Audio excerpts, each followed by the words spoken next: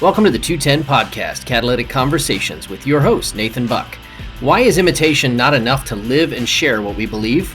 The conversation starts now. If we are a disciple, we're not just to repeat and parrot back what we've learned from a master. We need to have those opportunities to really understand how to make it our own.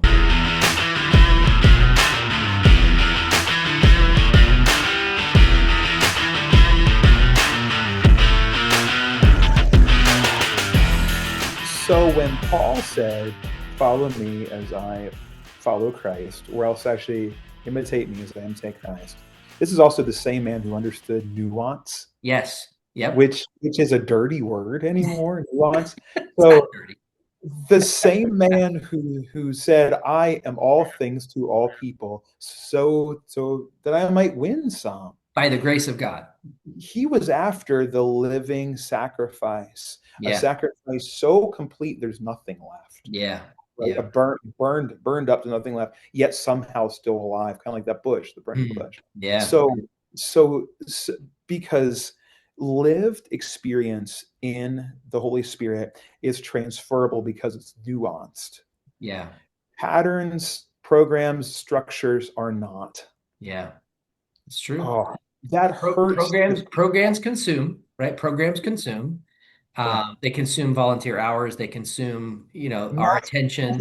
The energy needs Right. are ridiculous. Yeah, and the outcomes are not like the outcomes are minimal, and you have to do more and more to get the same kind of outcomes. It's called the asymptote principle, mathematically, where you more and more effort to achieve the same result.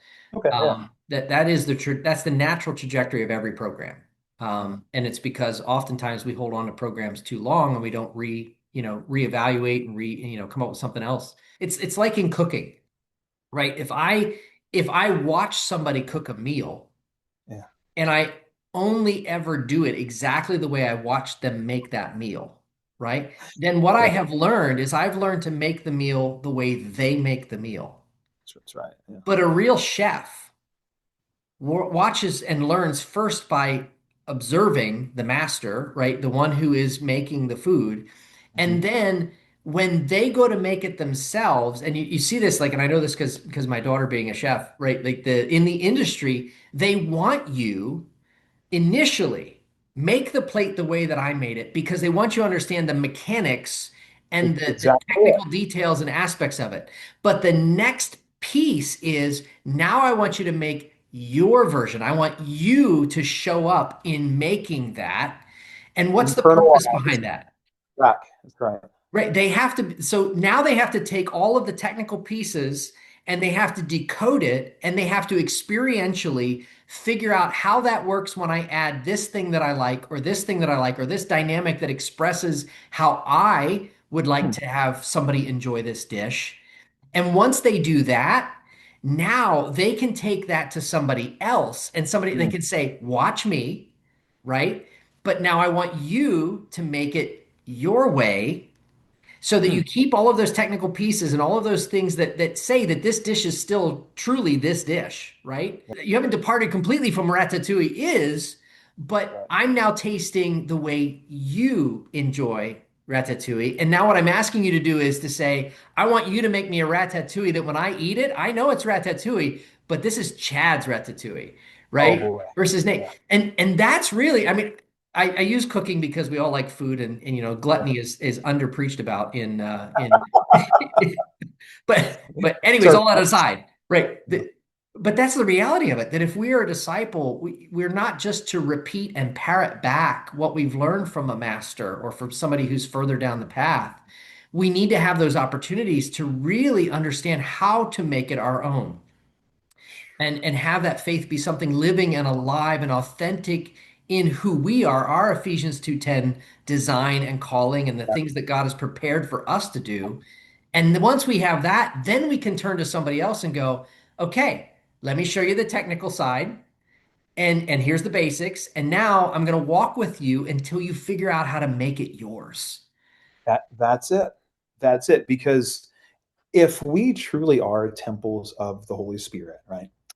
We are positioned in the spheres we are intentionally.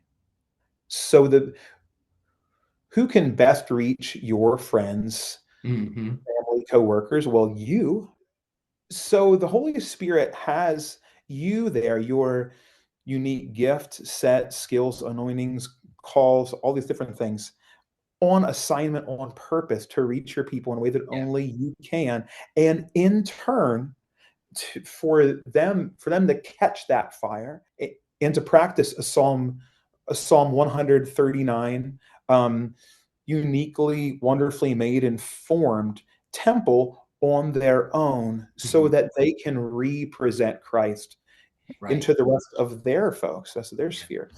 This is actually what the millennials, I think are actually struggling with most. How do I do that? And the Gen Z folks are like, why is that a problem? I don't see a problem. How else would you even do that? Right. Yeah.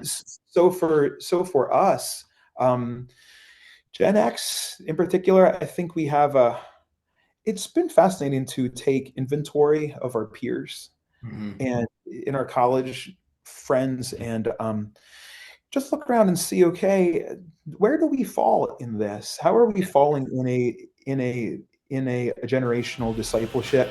Do we care? Is it actually on the radar at all?